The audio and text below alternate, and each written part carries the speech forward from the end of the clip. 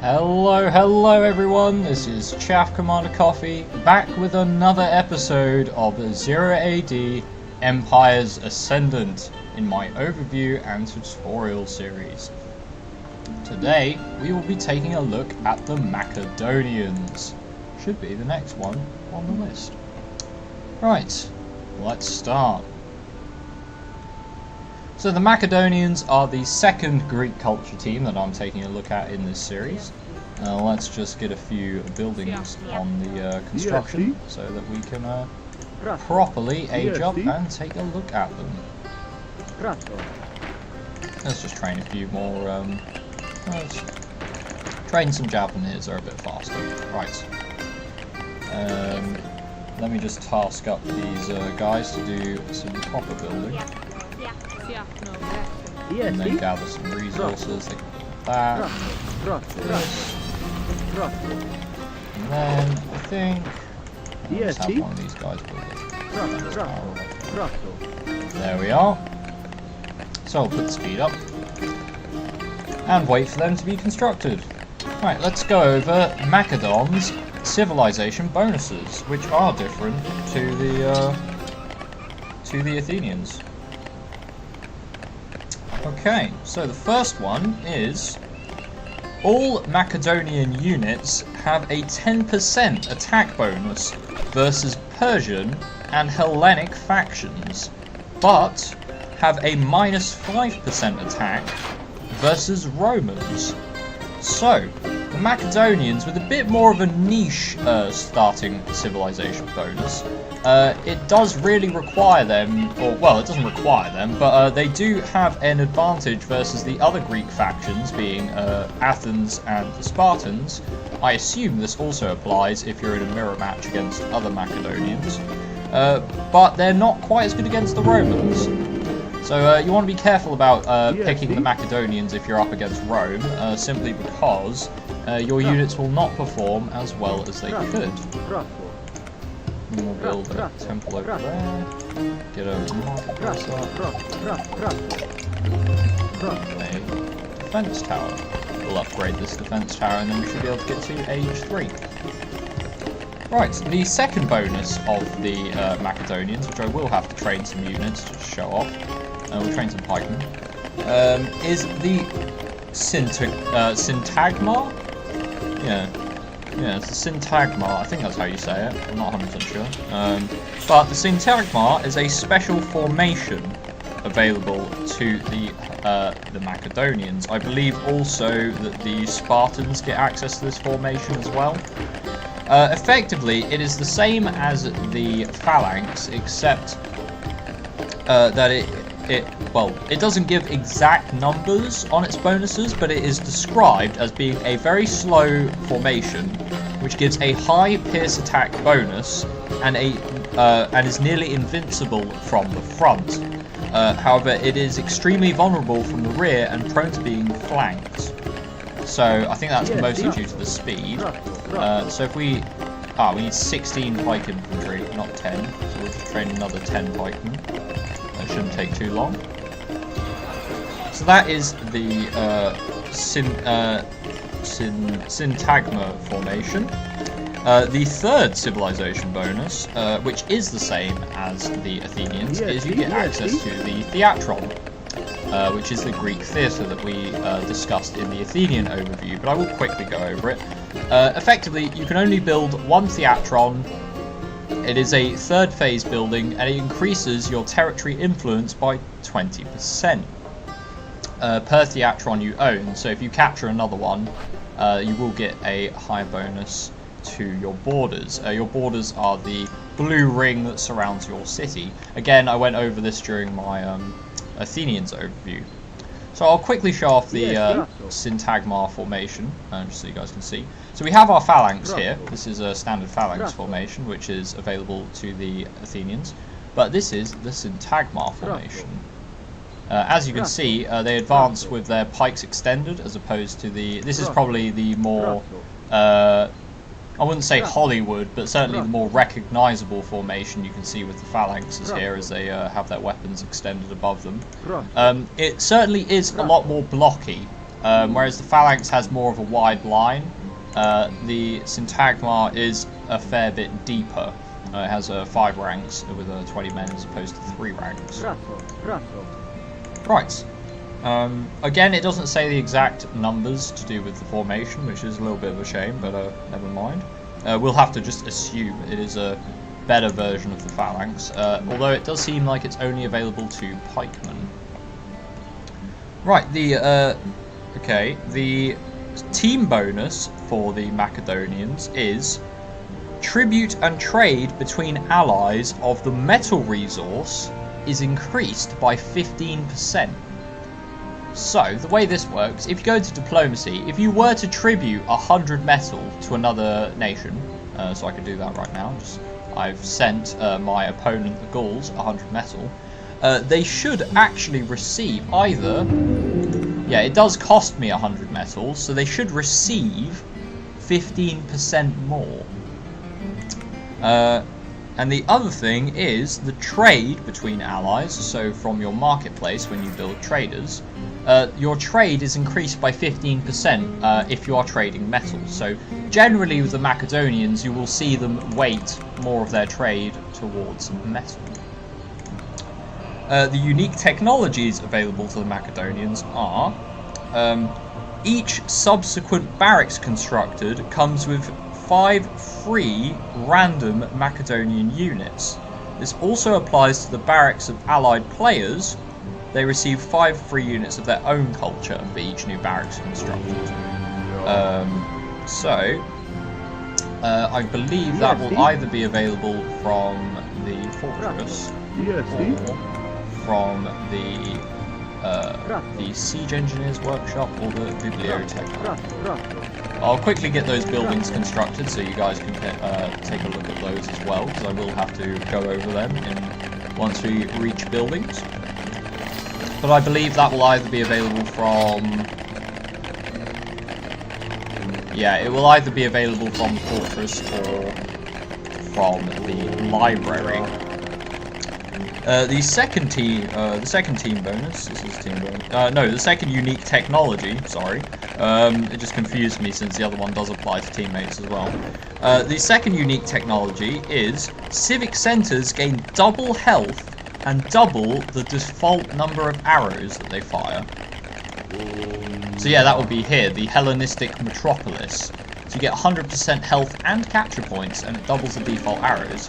So your civic centers are... they actually end up with more hit points than your fortresses. So that's just something to keep in mind. I don't see the military reforms technology. No. Okay, so I'm not 100% sure where you'll be able to access military reforms. Again, it might be a technology available at the Wonder. I'm not 100% sure on that. But there you are. Okay, so let us go over the Macedonian unit roster. So we do have a new unit in this roster that we will quickly go over, and that is the pikemen. Now, pikemen were sort of not so much. They weren't very favoured as a unit compared to spearmen. As far as they go, they still get the 3 times damage versus cavalry. But as you can see, they have a close quarter attack of 1 hack and 3 pierce, so they have lower damage than your standard spearmen, and they only attack once every 2 seconds. However, their armor values are pretty much double that of a standard spearman unit, so they're a lot tankier, but they don't deal as much damage. Now, the advantage of pikemen is once you put them in a formation, one thing that's not readily obvious is that actually because of the pike they have a longer attack range.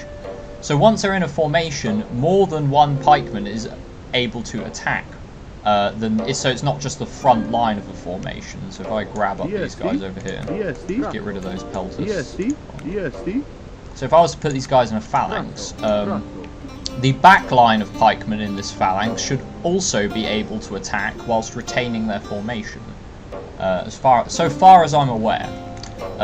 So that does give them a little bit more utility once in a formation, and I think compared to Alpha 21, their movement speed has been slightly improved. not 100% sure on that, but it does look like they might be a little bit faster than they used to be. So yeah, but the main advantage of pikemen is that they are twice as hard to kill, or at least their armor values are twice as high as that of regular spearmen. The other units we have available on Age 1, or Phase 1, is the Agrinian Peltas, which is your ranged javeliniers, and your Thessalian Lancers. These are citizen cavalry spearmen, so these are your Lancer cavalry. As I said, or as I've mentioned multiple times, the Macedonians, along with the Romans, have one of the strongest cavalry rushes in the game, and it's because they have access to Lancers from their town centre. Lancers have very high, if I can find my Lancer cavalry, where everybody's gone, here we are. As we can see with the Lancer, they have very high damage values, 6 hack, 13 pierce. They only attack every 3.5 seconds. However, the first attack that they deal is on the charge. So the second they engage in combat with someone, they will deal their first tick of damage, if you will. This means that Lancers, or groups of Lancers, can really tear through lightly armoured units very quickly once they engage them. Being cavalry, they're very fast as well, so it makes them ideal raiding units very early on in the game. If we consider the hit points of a basic woman, it's only 25, with a 10% damage reduction to pierce and hack. So a Lancer will still deal 18 points of damage, which means 2 Lancers can kill a woman on the charge. So very small numbers, even 4 Lancers can cause an immense amount of economic damage early on in the game if they aren't caught and killed quickly, because your women will just be cut down with absolutely no trouble at all. I believe the loom upgrade, giving them 50% more health, should put them up to 37, which means they should survive 4 hits from the Lancers, unless I'm massively getting my numbers wrong there. 18. Well, they'll survive at least 2 hits, maybe 3, maybe not the 4th hit, but they will definitely survive an extra hit, which can make all the difference in keeping the opponent's Lancers sort of chasing your women around, whilst you get some men to deal with their attack. But Lancers do make one of the best early game raiding units, at least as I found in my playthroughs. So in Phase 1 you do need to watch out for the Macedonian sort of Lancer rush. It can be pretty potent. From the barracks you get the same units, the Thessalian Lancer, the Foot Companion and the Agrinian Peltas, so your 3 town centre units. They're available from Age 1. In Phase 2, I believe, you will then get access to the Adrician Skirmish Cavalry, which are mercenary javelin cavalry, so they do cost a bit of metal as well. The Rhodian Slinger, which are mercenary slingers, so they do cost some metal as well on there. And the Cretan Mercenary Archer, which cost also some metal instead of food for them. So you do get 3 different kinds of mercenaries on aging up. However, that is going to eat into your metal stocks, recruiting these particular units. However, if you don't, you won't have access to any long-range range units, and you have no access to range cavalry without purchasing these mercenaries. From our... I've used up all of my my wood, so I better buy some of that. Just to make sure we have some to showcase some of the units. So from our fortress we get our 2 different kinds of champions. We have the Macedonian Shield Bearers, which are champion spearmen, and the Companion Cavalry, which are champion Lancers. I will talk about this upgrade later on, but yeah, we'll just take a look at the units. They will have the same stats as the champion Lancers and Spearmen we have already taken a look at before. However,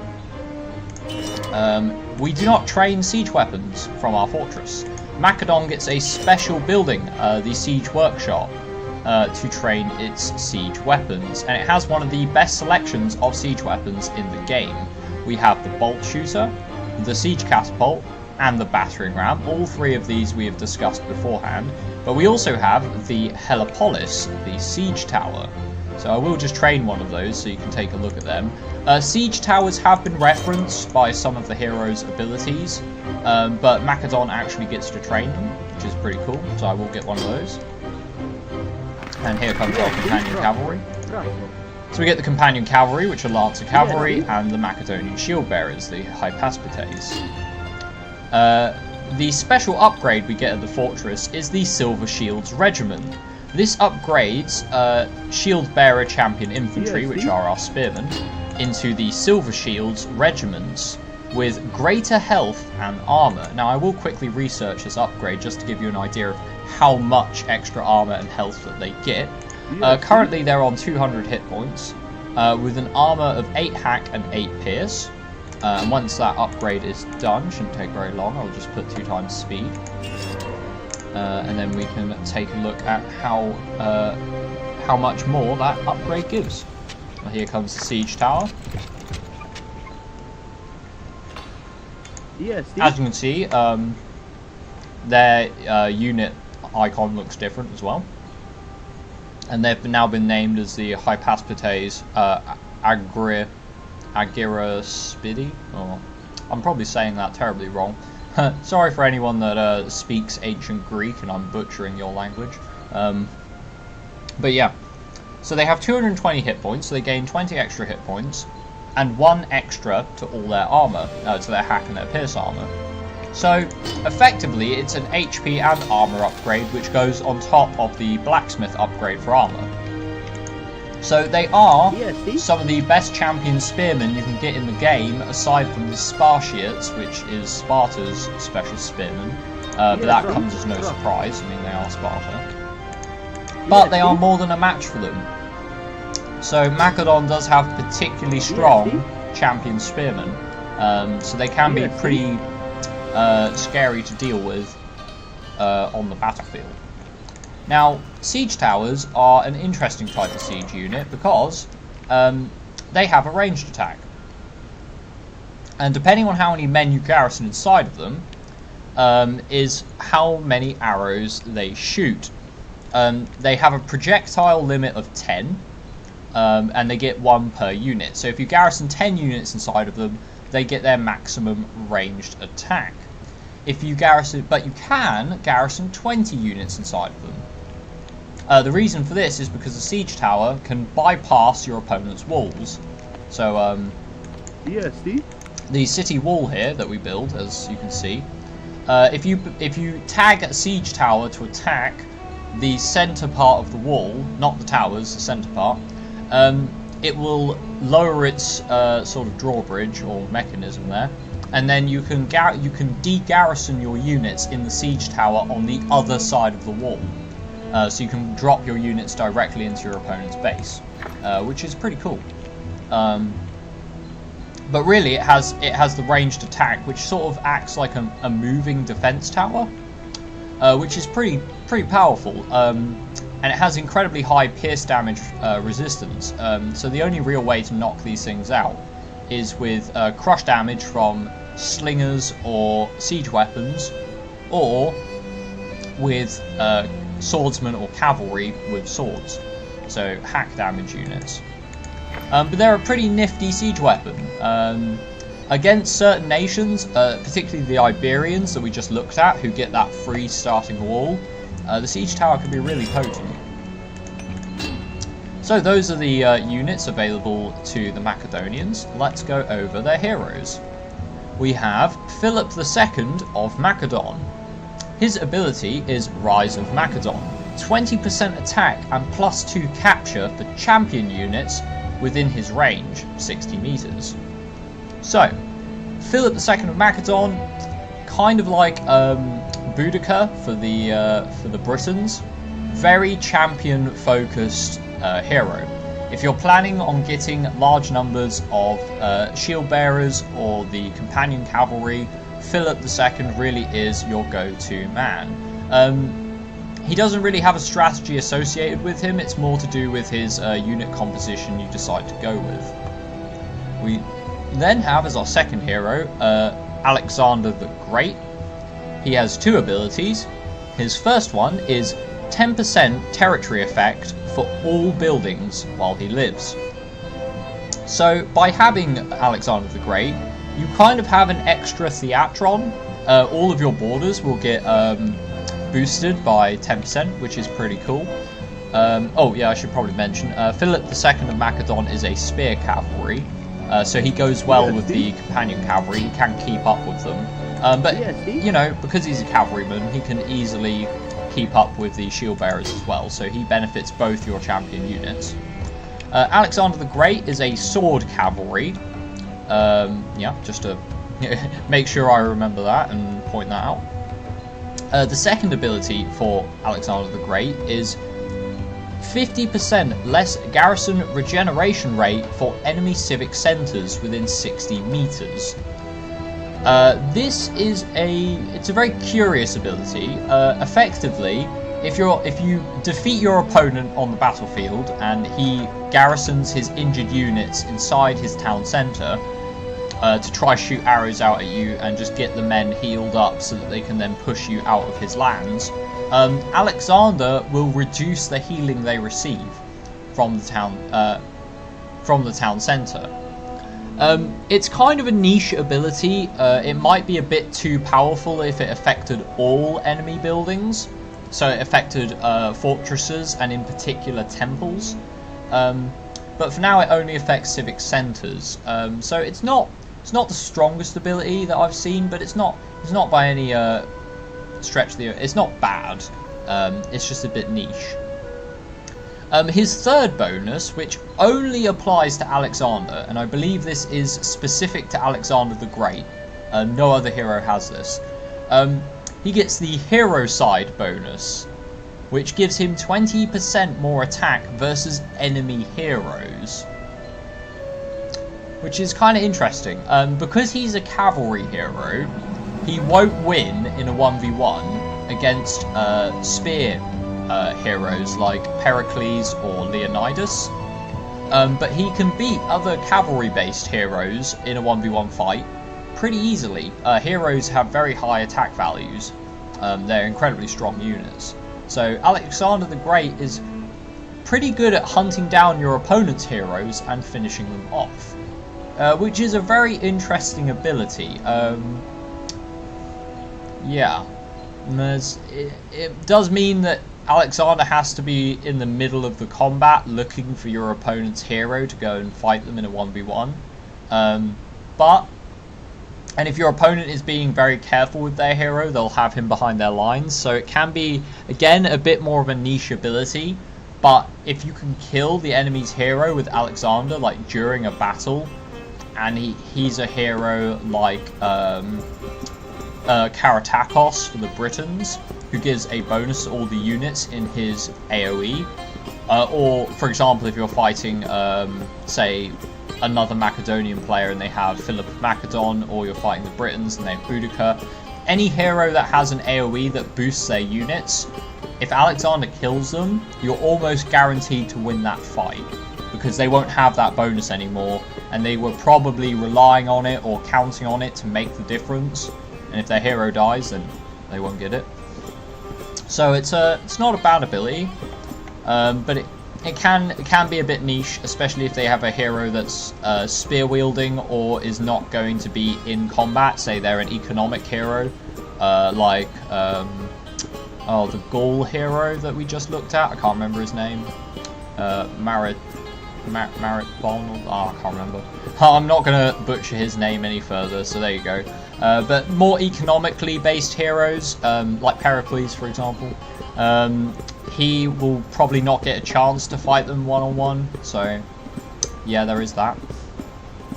And then we have our final hero, which is Demetrius the Besieger. He gives a 10% attack, 10% range, and 1 armor for siege engines within 60 meters of him.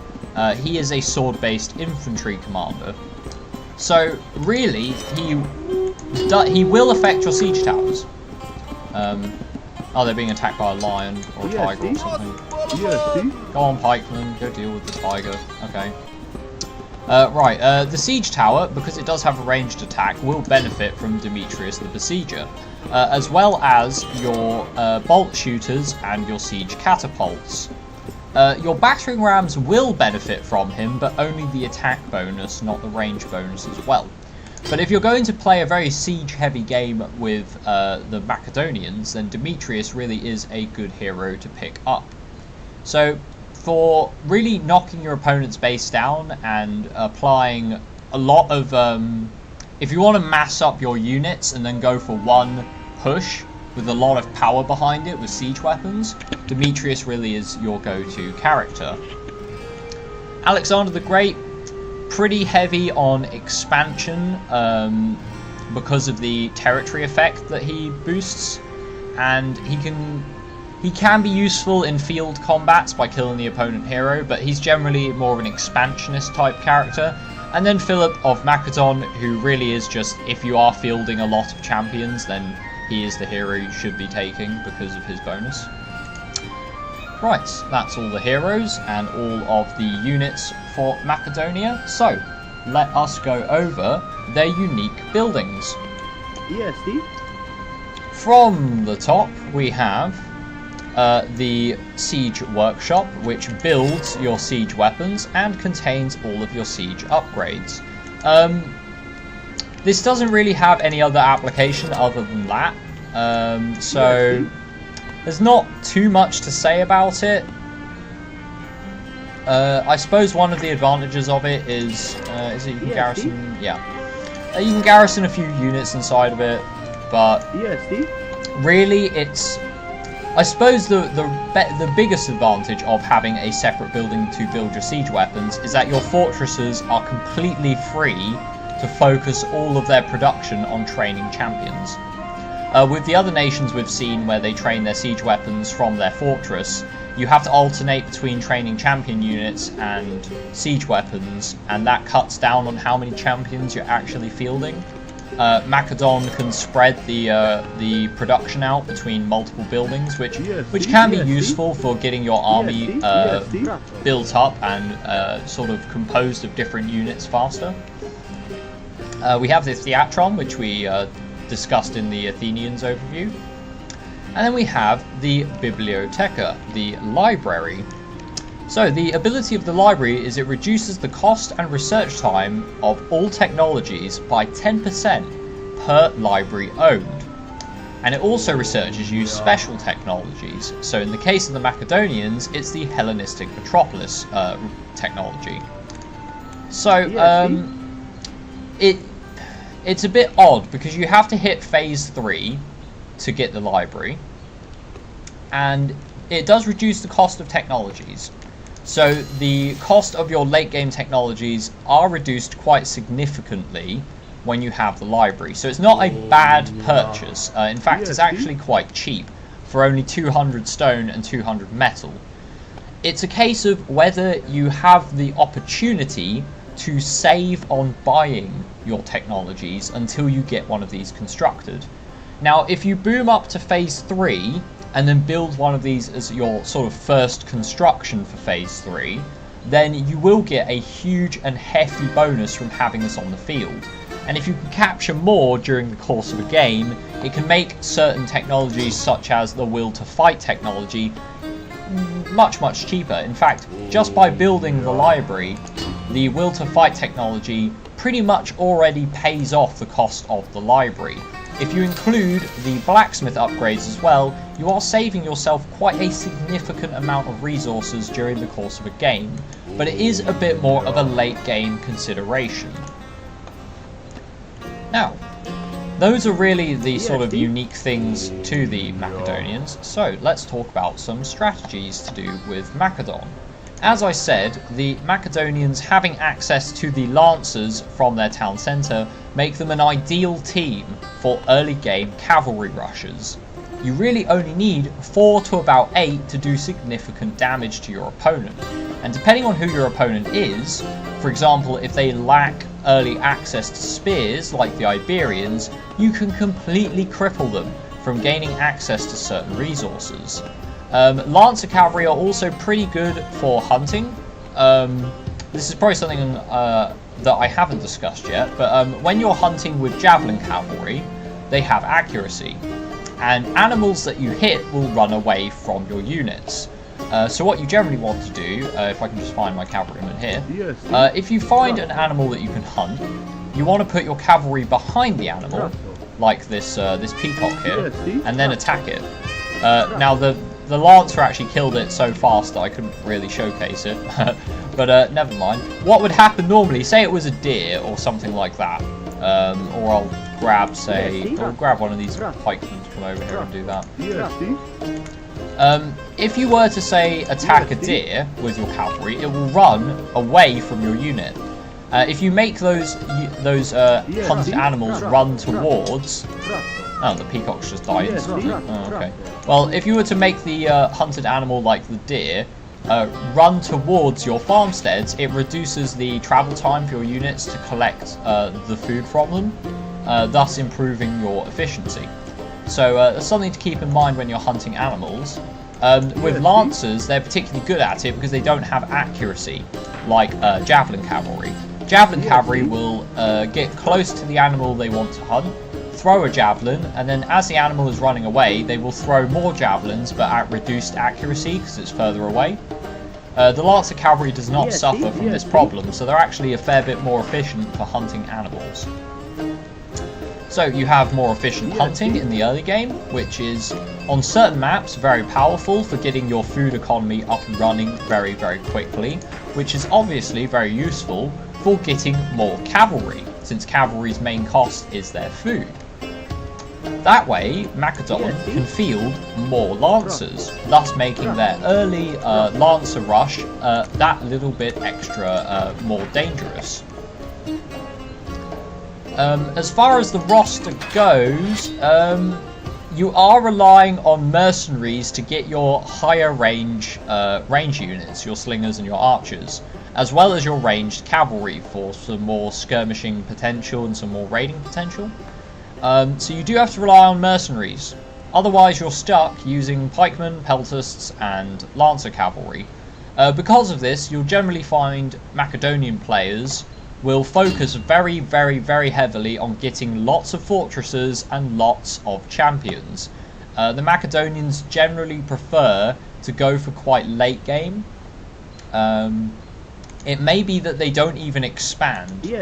I've known Macedonian players to pretty much focus on fortifying their original town centre, booming their economy up as much as possible, and then getting those champions out. Now, with one of the Macedonian special abilities being increased metal income from trade, that particularly does help them with this strategy, because if they're in a team game and they can trade with their allies for more metal, it means they don't need to expand to find more metal mines. They can just trade for all of the metal they need to get these champions out. So generally speaking, and even when considering, other than Alexander, the other two heroes, Philip and Demetrius, both of them are very sort of late game siege heavy sort of heroes. You can do some quite powerful raiding with the companion cavalry, with Philip of Makaton, just like the Carthaginians with Mahabal. But because Philip of Makaton also boosts your shield bearers, it can be better to have them move as a group or as an army, and thus go on a more organised offensive as opposed to small skirmishes and raids. Demetrius certainly requires you to have an organised attack surrounding your siege weapons, but that will make them particularly potent. So Makaton is really quite a late game team, other than their early rush with the Lancers, and then they can apply quite a lot of pressure throughout the game by massing up Lancers. They can do that. But cavalry are not the best unit for capturing buildings, because they have to remain stationary, which makes them vulnerable to being shot down by range units or being engaged by spearmen. So cavalry generally need to remain mobile to get the most effectiveness out of them. So you will find Makaton raiding and skirmishing throughout the game with a lot of lancers, and then building up that core of foot pikemen, peltasts and their champion spearmen. to really push for victory in the late game. The only other real strategy you'll see with Makaton is with Alexander, really just egregiously expanding his borders close to you. It's not so niche, but it is a strategy you don't see the Macedonians go for quite as regularly. Is more expansionist border map grabbing or map control, though they can do that. And in a 1v1, you will generally see the Macedonians go for trade a bit more regularly. Alexander may be the hero they take in that situation. But generally, I would say you will see Philip of Macedon probably the most regularly out of all the Macedonian heroes. So, really, very late game team. Very late game team. They benefit from the reduced tech cost, which means you want to focus on getting more technologies. And since some of the technologies are only available in Phase 3, it is much more of a boomy late game team. Especially considering your basic citizen soldiers don't have the highest attack, really, the foot companions. But if you can build their armor up using these technologies and then give them a bit more of a boost to their attack from your blacksmith, they can become really, really dangerous and very, very hard to actually defeat because of the very high armor values they have. So, I think that was my overview of Makaton. I can't remember. Let me just check.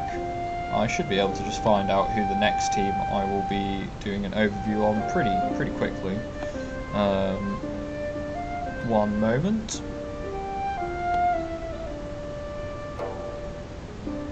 Oh, once the page loads up.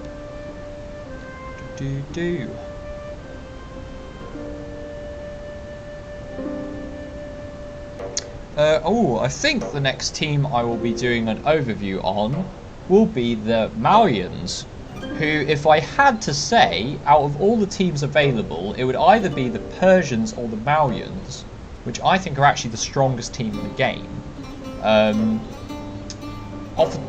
If I had to make a decision right now, I would probably say if you were a very good player, like quite an advanced player, and your micro was particularly good, I would say the Mauryans are probably the strongest team in the game for you. Although, if you're quite good at macro, then I think the Persians would be better. But between the Mauryans and the Persians, which are actually my next two videos, I'm going to be doing Mauryans and then Persians, I would say they're probably, in my opinion, the strongest teams in the game. So I hope you're looking forward to that. Again, that's just my personal opinion. If you prefer a different team, all of the teams, of course, are fully playable. You can win games as any of them. I have won games as all of them. As I said, I play random, so I don't have any particular preference. Even if I do think certain teams are stronger than others, I will play all of them. So, my next video will be the Mauryans. I hope you enjoyed my overview of the Macedonians, and I hope this enlightened you on some of the strategies available to them. I will say as a little pointer, a lot of people I play with in team games often have difficulties dealing with early cavalry rushes, particularly the Lancer cavalry rushes. Also the horse archer rushes from I think it's the Persians and the Ptolemies, but generally it's Lancer rushes that people don't handle very well. My best tip for dealing with that is, once you have identified your safest wood line. So in this particular map, my opponent is going to be on this side of the map, so it would either... This is my most dangerous one. This is my side one, which it's a choice between here and here. Now, if I was to build a wood line on either of these places, what I would do is I would have my ranged units mining. That way, they're not close to the cavalry that will be invading my base.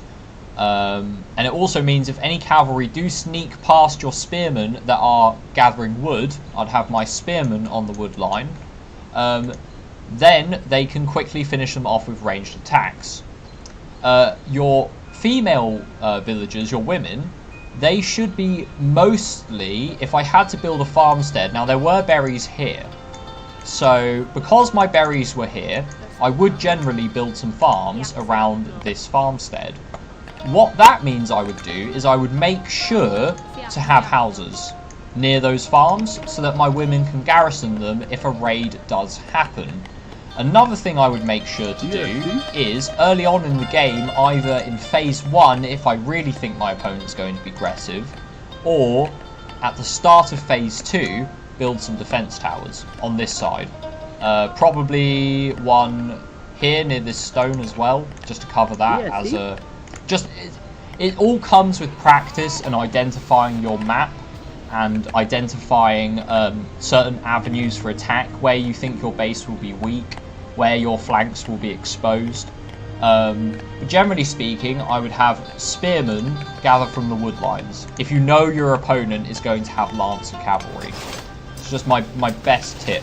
And as I would also say, as soon as you're able to, pull your women off of your wood, because they are just vulnerable there. They are really, really vulnerable on that particular resource. And put them on farms as soon as you can. Don't put them on farms too early, because you'll run out of wood. But try to remember to swap your women out to farming as soon as you feel your economy can sustain that. Because it is just a... You know, it is really just your best option. I would also recommend, if you think you're going to get rushed by lancers early on, that means your opponent will be focusing a lot of his resources in training cavalry.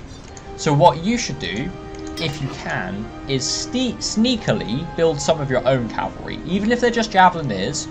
And the reason why is if you're fighting against Makaton or Rome, both those teams have pretty naff cavalry defense.